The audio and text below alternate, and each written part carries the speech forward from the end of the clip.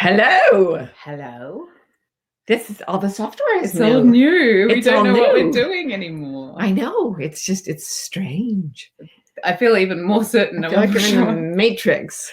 I know, it's weird. Everything looks different for us. Everything's Please send different. us a signal that you are there somehow. They changed the software and it did turn my hair brown. I'm going to type something and see what happens. Oh, okay. Let's do that. Hello. Hello.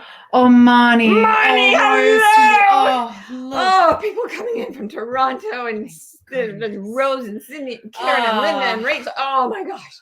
You guys are What great. a relief. Hi, because Henry. the software is all different from Sydney, Australia. Look, does it look? Hey, does Good that eye. look different to Oh you guys? my gosh, we can see Henry. Yes, but you look different. Is he or is he not? No, he is not being eaten by a boa constrictor. Okay, that was just what I thought. I think it all looks different too. Oh, yeah, everybody. So, but people are coming in. Diane and Wendy and Pam and Anne and Donna and Monica. Donna likes the new hair color. Yes, hello. Oh, thank you. Yes, I went to get my hair cut, and my hairdresser said, "How about I lighten your hair one shade? It looks like I don't believe in having people's skin the same color as their hair." And then she put the hair color on and left me in the thing, and then she pulled the sheet thing off, and she goes, "Don't freak out." And I was like, and I could tell in that moment that she was freaking out a little bit. Yeah. Like, because she took the thing off and she's like, "Oh, don't freak out. Don't do it. Look, now you look like you have hair." Which I did, whatever. I'm down with anything. Hair, no hair, helmet hair. It's all the same. It's great. I love it myself. I'm enjoying it. Okay, anyway, Laurie is here and Barb and Anna. We don't know how many. We don't know how many. That's so confusing. So we don't know. We have no idea when to start. We just sit here flailing flail. Talk danger, about your hair. danger. Yeah. Right. Well, Alexa's there. Hey, guys, I know some of you, 10 minutes ago, were in Massachusetts at Kripalu, where the gracious badger Rowan Mangan and I were there with some peeps. And we're having a fabulous fun weekend. And if you were there, how good is it to be together again, literally a couple of hours and hundreds of miles apart? I mean, it never ceases to amaze me. I think part of me is in some former life where I could only travel by pogo stick or something, because I am amazed that we were just in Massachusetts with Alexa and Monica and a whole bunch of people, and now we're here and we're with them again. I know. And now I really want to see you traveling along the interstate by pogo stick. Boing, boing, that would be boing, something to see. Boing. I'm just a tailless kangaroo, Ro. She has to reference everything in terms of kangaroos. It's all she knows. Henry, help me out here. All right, I'm going to get out of the way. Okay. I think it's time. So we Enjoy were talking, yourselves, guys. We were all talking up there in Stockbridge, Massachusetts, Kripalu, which is not in Stockbridge, but we were talking about the fact that Toni Morrison once wrote that courage is the only virtue you really need, or it's the cardinal virtue, it's the virtue on which all the others depend. If you don't have courage, you might as well just go home, because you cannot consistently practice any other virtue if you don't have courage. There will come a time when to be honest or supportive or loyal or protective or anything, you're going to have to be brave. And I was talking to the peeps in Kripalu about how, if you look at the other side, I've been writing about Dante's Inferno and the whole Divine Comedy, and at the very pit of hell, Dante puts all these, so you go into the Inferno, there's all these people who did bad things, worse things. And then you get down to the violent, who are near the bottom, and they're literally tearing each other apart with their bare hands.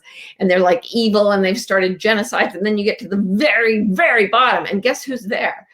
Liars.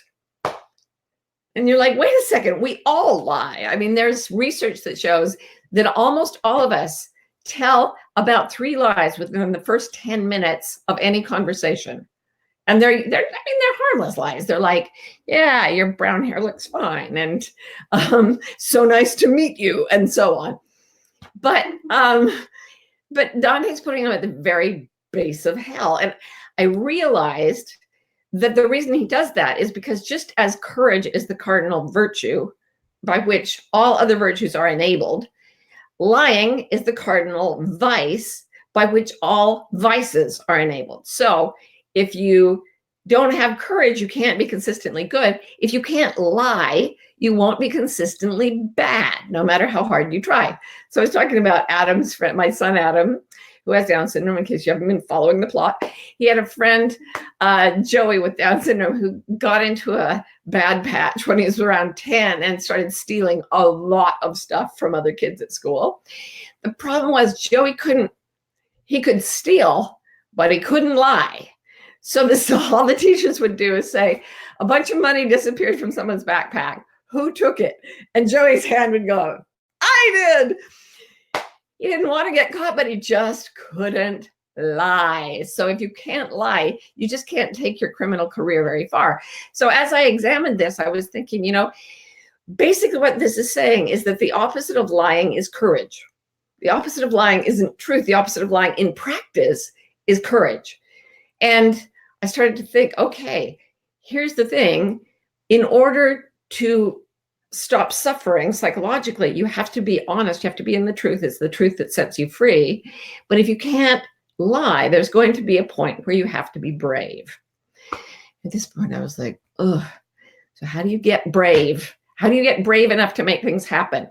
And I started to think, and there are a couple of things that I wanted to say. First, if you were at Kripalu, sorry to be repeating myself, but when Dante has to get past the most difficult parts of his own repentance, it's almost undoable.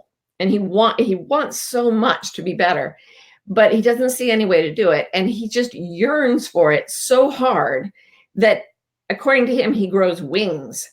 Actually, what happens is he falls asleep and dreams that he's being carried by an eagle, but it's actually an angel. His point is, he equates the desire, the intense desire to be in truth, with the power to be in truth, or the courage to be in truth. And I was reading a fabulous book called The Mind-Body Code by Dr. Mario Martinez that I've mentioned. I think I mentioned him last week because I'm really into him right now. But he talks about how every emotion, if it's going to guide action, it has to connect with the whole body, not just the mind. So in a way, when he recommends these exercises where you teach your whole physiology how to feel something by going back and forth deliberately between emotional states or spiritual states or whatever other kind of state you want. So one of the ways you go from lying about something to courage, the courage to live your truth, is that we're going to do it together now. We already did it at Kripalu, but we're going to do it together. So the first thing you're going to do is notice a place in your life where you can't be yourself. You feel like you just can't be yourself. There's too much pressure. People want certain things from you. You're getting pushback. So there's some kind of social pressure that takes you away from your truth. And just go into that situation and imagine that you're in it right now, and notice how bad you feel, like physically, emotionally, spiritually, and even mentally. You get foggy headed when you're in those kinds of situations that are pressuring you. Notice how that feels. Now, imagine what it would be like if that situation changed to support you being absolutely truthful, absolutely your real self, absolutely feeling what you feel, knowing what you know, saying what you mean, and doing what you want. And the whole system switched so that it supported you. And the very people that will never say this in real life would be saying to you in this imaginary situation, you go. We love your truth. We absolutely support you. We're on your side. How could we have been so stupid as to not see that you were right all along? Like, go for it. Imagine that as vividly as you can. What would it feel like if the person who is most repressive, or the system that is most repressive in your life, switched and became absolutely unconditionally supportive of your true self? I'm going on about this because it takes some time to sink into it. What would it be like if that system switched? Whew, just imagining it for me makes my breath deepen. It makes my heart expand. It makes my mind feel clearer. It makes my spirit soar like an eagle. And that's the feeling of being in truth. Okay, so remember, the opposite of truth is lying. The opposite of courage is lying. And the opposite of lying is living your truth heartfully. Notice the difference between the two states, and then go back to the repressive system, and then go to the imagined supportive system, and go back and forth and back and forth. And if you do this enough, and I've been practicing it, it's really fun. You have to, one thing to remember is you have to put your back against something solid. We talked about this before. Your body evolved in caves to know that if your back's against the wall of the cave, nothing's going to get you from that position. So sit in a chair with a back on it, or sit against the wall, press your back into that support, and imagine what it would be like to be free to tell the truth, because that's always what courage wants us to do. So to find your courage, you find a place where you want to tell the truth, where you yearn to tell the truth, to be who you really are. And the yearning, the practice between I'm free, oh no, I'm trapped. No, but I could be free. No, but I'm trapped. It actually starts to feed the whole body mind this sort of signature of freedom. And what happens to you then is it becomes more and more impossible to lie. It's not that you suddenly feel brave and everything's great and everybody's going to be nice to you. It's kind of like petting a cat, from the head to the tail. It just feels right to be in truth. And then imagine petting the cat from the tail up to the head. You're not going to like it. The cat's not going to like it. There's going to be static electricity all over the place. There will be blood. It won't be good. So you very quickly learn to pet the cat from the head to the tail, and then the cat is purring and the fur is smooth and everything is great. That's what it feels like to imagine the truth. And the more you imagine the truth, the harder and more resistant it feels to try to do it the opposite way, to try to not have courage, to live in the shadow of your own cravenness becomes actually physically unbearable. So I was thinking about this topic and all the people I know who've done things that are brave, like really brave. And I noticed that they all said to me the same thing. One of my therapists, I've had two, it's not like I've had dozens, but I had two terrific therapists in my life. And one of them was a woman who was widowed in her 40s with 5 teenagers, 5 of them. And she could have just sort of lain down. She didn't have a college degree, I don't think, at the time, but she finished her college degree after her husband died, and then put herself through a PhD program in psychology and became a therapist. And all of this while raising 5 teenagers who were grieving the loss of their father and having no support from a spouse. And I was like, one day I said to her, how did you find the courage to do that? And she just looked confused. And she just said, it wasn't courage. It was just what I had to do. And I've heard that almost that exact thing from so many people. From my friend Dave Vardy, the South African who's restored vast tracts of bankrupted land to its old natural state. Like, what gave you the courage to abandon a life in the city and go out and live this wild life where you ran safaris and fixed the earth? And he was just like, well, I had to. I mean, bad things were happening. I had to fix it. So there's this feeling of I'm not a hero. I just did what I had to do. So if you can, I think naturally brave people do that. But those of us who aren't so naturally brave, we can put ourselves in the same situation by promising other people that we will do brave things. So once you've committed to something brave in public, all that power of the fear of socialization and social reprisal starts to act in favor of your courage.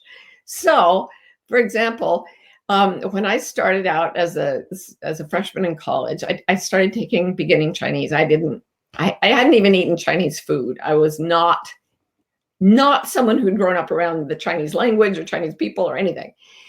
So I started taking Chinese just because I thought, well, that's exotic.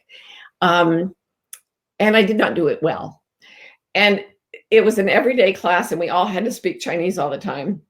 And I was not great at it. And one day I tried to tell the class we were talking about, what do you do in your spare time? It was all this communist textbook. So Comrade John goes to the sweater factory in her spare time.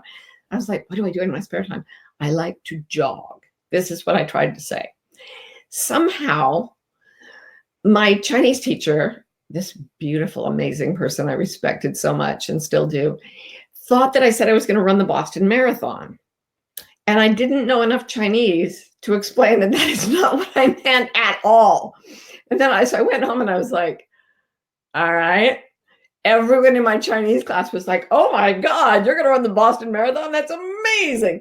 And I was like, and long story short, I just couldn't learn enough Chinese fast enough to get out of it, so that they all believed, these people I saw every day, but only spoke to in Chinese. So they weren't like my nearest and dearest. They all thought I was going to run the Boston Marathon. And I thought, I've got to do this. So I looked it up, and it was in March, and this all happened in September. And I was like, well, that's how long I have to train for the Boston Marathon. And I did it. I had to. Everybody expected me to. So I've had so many clients who have used this technique. I had one amazing person who was trying to get out of a very abusive marriage where she was afraid her husband would kill her when she left, and probably justified. I don't think that was exaggerated. And I used to tell her, it's like jumping off the high dive. Like, it's really scary, and it's okay to go out on the high dive and look down and say, no, that's too hard. I'm going back down the ladder. You know, you can, it's all right. And she said, but everybody knows I'm up there on the high dive. And if I don't take the dive, they'll all mock me. And I'm like, okay, I get it. I get how you're feeling. But even so, even if they mock you and think less of you for not having the courage, you can still go down that ladder. And then one day she told me, you know what? I sawed off that ladder about 6 months ago. There's no way down for me except courage. It still took her several months to gather the intestinal fortitude to take the jump, but she did. She got away, and it was scary and messy, but it worked, and she's free now. And every time we do something like that, where we do something scary and hard and we live through it, Nietzsche is right about this. What does not destroy us makes us stronger. So whenever we gather together the courage for whatever reason, even out of fear of social shaming, and we take the jump into something scary and survive, the next jump isn't as hard. The next jump isn't as scary, even though the jumps you take will get bigger and bigger. So when I was 14, I took a vow that every day I would do something that scared me. And I think that's why I don't live in a tiny apartment with 16 cats, because at first all I had to do was like show up in a room to do something that was scary. But I developed courage as I kept putting myself in situations that were frightening. And gradually I had to find bigger and bigger jumps to make me afraid so that I could keep my commitment to doing something that scared me every day. So I am not a brave person, but I found my courage by yearning to live in my truth, by putting myself in situations where social pressure forced me to do the courageous thing. And finally, by jumping off diving board after diving board and seeing that, oh, you actually survived the fall. So that is what I have to say about finding your courage. And I hope it helps. And I'm going to ask the gracious Badger to come back in. Hello. And say, what questions have we, gracious Badger, on our new software? We have, just bear with me. All right, here's one from Anne. She says, can you be brave without approval? You know, I think actually that almost everything we do that's brave, we do in a vacuum of approval. I mean, that's what makes it hard. Like going out and say playing football to cheering crowds of thousands. There's a lot of social support that makes, and you might get butterflies and it might be scary, but you're getting so much approval that you're kind of pushed forward. So when it's time to be really brave, it will feel hard and difficult because there won't be adequate support to really fuel the forward momentum.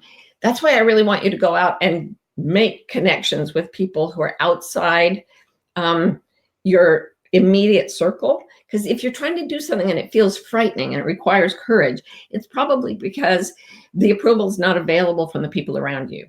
but without something to jump to. It's very hard to jump. Like if there's no water in the pool, you don't want to jump off the high dive. So yeah, you go outside, and let me tell you something. The internet is the best tool there's ever been for finding support outside your immediate circle. There are support groups and chat rooms and things. They still have chat rooms? No, I don't know. No, They don't. do they? Well, whatever. They have the chambers of converse. They have gathering rooms. They have gathering rooms. You can find people who are on your wavelength, and those people will support you. And I've seen this a lot with people who are going through medical crises and really specialized things. Like right now, when I was 6 months pregnant and my son was diagnosed with Down syndrome, literally they dug up one other family where there had been a similar situation so that I could talk to them. And those poor people, those wonderful people, drove like miles and miles and miles to come meet me and tell me what they'd done. Now I would just go online and bing, bing, bing, bing, bing. Not only would I be around people who'd faced the same decision, but I could talk to almost anyone at any point in the life cycle of raising a child with a disability. So if you're having trouble jumping, go into the internet and find your peer group and say, I'm scared. And they will say, we're right here. And that's the sort of wave of approbation that you need to be courageous. Cool. Yay. Alexa. Hi, Alexa. I got to meet Alexa and give her a snuggle. She is asking, how can you sit or accept with the feeling of aloneness or fear after being vulnerable and telling the truth, which is its own kind of courage? Yeah, it's an interesting thing. You'll feel like a tree that's being pruned and all your branches and limbs are being lopped off. What you go through when you've been truthful and people desert you or you feel vulnerable and exposed is the death of your old ego. So I'm not saying that ego in the sense of, oh, you're such an egotist. I'm just saying your sense of self, which everyone needs, and it's sort of what carries your soul through life, is this egoic sense of being a human self. When you expose a vulnerability, we were just listening to Brene Brown, a podcast with her, talking about how when her viral video, she gave a TED Talk that went crazy viral, and she was talking about how horrible it was. And I was like, really? And she said, yeah, well, I'm such an introvert. I'm so shy. And it was really, really hard to have millions of people watching me. And she taught her whole body of work is about vulnerability and shame, and how you just keep being vulnerable until you connect with people who approve of your truth, approve of your courage. And you lose ego state after ego state after ego state before that happens. And that's why you need courage to keep going through it. But if you sit in the vulnerability, then the people who connect with you there, those are your real people. They will not ask you to abandon yourself again. So it's worth the vulnerability. It's worth the loss of ego to connect with people who are on your wavelength. And the other thing is that every time you lose an ego state, you arrive more truly and purely as yourself. Like there's more truth to you. There's more integrity to you. And that is good for our physical health. It's good for our emotional health. It's good for our social connections. So it's hard, it's scary. And there is a period of vulnerability. And that's gold. That is gold. Going into that is taking you to your real people, to your real places, to your real work, to everything. Courage is the virtue you need to practice all the rest. Yeah. Excellent. There's a few people, I won't put it up, but like there's a few people sort of querying the Boston Marathon example, because wouldn't it have been courageous to say, oh no, to stand up against that, and say, no, I can't run the Boston Marathon, forget it. No, I'm not saying that you should, that courage means promising things you can't do and forcing yourself to do them. I'm just saying it was such an interesting lesson for me to see how when a group of people I barely knew expected me to do something, I knew I could do it. I did like to jog. I brought that up in class. And I was running 6 or 7 miles a day. I mean, I was a pretty avid jogger. So if I had been like, if they did that now, I would be like, no running the Boston Marathon for this one, But And that would be an act of courage as well. But what amazed me was how much I was willing to do to get these people's approval, and how it made me force myself to do something I was afraid to do. I would never have done if I hadn't been like sort of pushed by my promise. But yeah, owning your truth one way or another, either saying I can't do it or getting out and doing it, either way, you're practicing the virtue of courage. It's great. Yeah. I love it. So Lara says, does thinking of myself as brave help me? It really does. They've shown that even people who, for example, they've done these experiments where the students, subjects in these psychology experiments, solve word jumbles. You know how you'll get a word that's all jumbled up, the letters are jumbled, and you have to rearrange them into a word. And some of the people, they're just told you're being tested on how fast you can solve these word jumbles. And then they put different words that show different states of mind and even states of body into the word jumbles. So if they put in words that are related to what we usually think of as senescence or aging, if they put in words like feeble, crippled, forgetful, whatever, the students who fill those out, who unjumble those words, when they get up and leave, walk more slowly and trip more often and feel more like confused than people who solved words like flower and bunny or whatever. I go to flowers and bunnies. But so if you just focus on words that embody bravery, and Laura, I know you can do words. If you're thinking in terms of courage, if you're thinking words like brave and heroic and unstoppable, that the brain actually feeds that to the mind body as information about your state of being, and it will conform to that state of being. Wow. It's really interesting. I mean, just to show you how far this goes, it's kind of off topic, but some people, in one study, they had people lift weights with their biceps and some with their fingers. And then they had other people just sit there on the weight machine and imagine that they were lifting the weights. They didn't gain as much strength as the people who actually lifted the weights, but they did gain strength. In some areas, like in their fingers, they gained like 40% as much strength as if they were actually working out by imagining working out. So if you just think the word strong, you actually physically become stronger. Strong. Excuse me, I'll be right back. So yeah, it's amazing how the very words with which we describe ourselves, it would be nice to just put up a few words that embody some virtues and see how that translates without even any effort. That's one of the things about going back and forth between field states. There's no effort. You just feel it. If it feels good, the body mind says, I want that. If it doesn't feel good, the body mind says, no. And if you switch states enough, it will choose the healthy, the truthful, the good, the virtuous, because it feels better. The same way that, a rat in a maze will go toward food and away from an electric shock. It just happens. You don't even have to do it. You don't have to be brave. You're just there. You just show I'm just up. going to write the word brave on the wall and I'll be done. Yeah, that's how I turned my hair brown. I just wrote the word brown. It just all went there. I have a question from Anna who says, why am I always scared to confront people? Because the thing we fear most deeply is being ostracized, cast out from the tribe. We're social primates, and that means we depend on each other so intensely, and we're born helpless, and so people have to take care of us for a very long time. So a large portion of our body, mind, psychology, physiology, everything is geared toward social cohesion. And that is our greatest joy, and it's our greatest downfall, because if our social unit wants us to betray ourselves, we will. We absolutely will, and we should, because we've got to survive. If they kick us out in the snow and the drought or whatever, we die.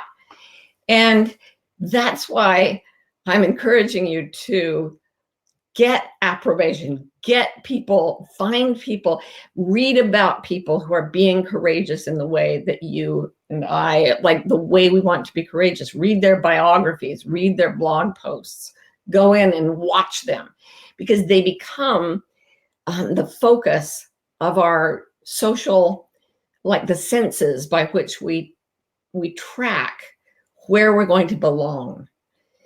And so that exercise I did before, where I said go back and forth between what it's like to lie about yourself and what it would be like to be honest, I call that from longing to belonging, because there's such a yearning to be with people who validate our truth so that we can cohere. The part of us that wants to be true can have courage, and the part of us that needs to belong can have courage. So we're doing it right now. Check it out. Yeah. So go out and do what's true for you, and be a little bit brave today, a little bit brave tomorrow. You'll find out that the ability to be brave gets bigger and bigger and bigger until you have to start taking big jumps, like going online and just yammering and thinking maybe people will like it. Yeah. And they did. And they're here. We love you. So thanks, you guys, and double thanks to anyone who was at Kripalu. I miss you already, and I'll see you all soon. See you all soon. Bye.